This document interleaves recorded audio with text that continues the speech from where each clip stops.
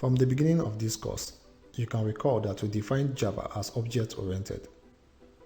Object orientation is so integral to Java that it is best to understand what it is, what its basic principles are before you begin to write even the simplest Java programs.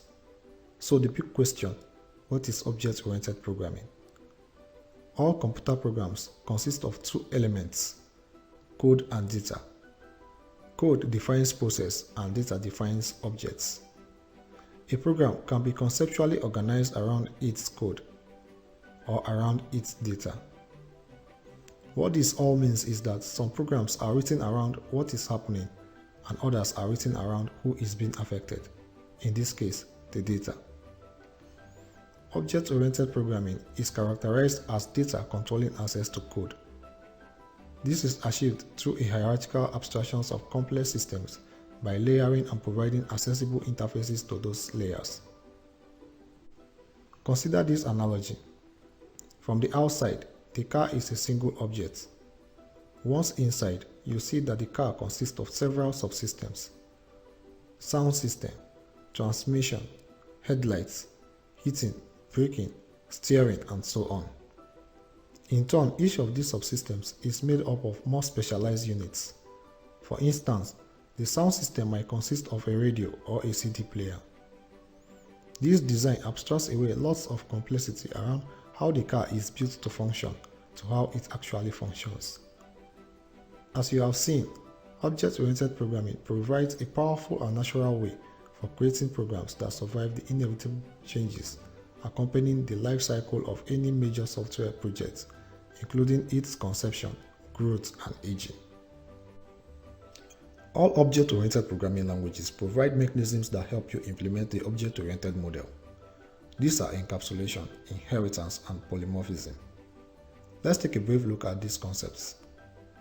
Encapsulation is the mechanism that binds together code and the data it manipulates, and keeps both safe from outside inference and misuse. Think about encapsulation as a protective wrapper that prevents the code and data from being arbitrarily accessed by other code defined outside the wrapper. For example, from the previous car analogy, shifting gears does not turn on the headlights because transmission is encapsulated. Same applies to a Java program. The basis of encapsulation in Java is the class.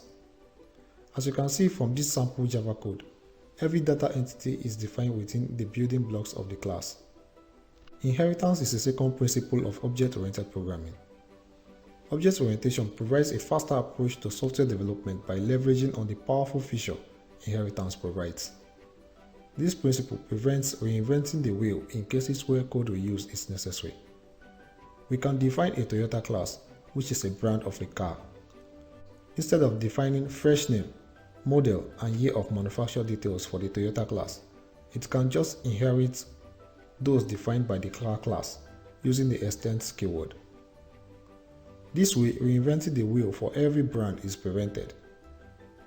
The Toyota class can also define data unique to itself.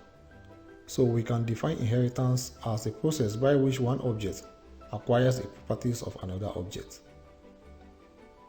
Polymorphism is another principle of object-oriented programming.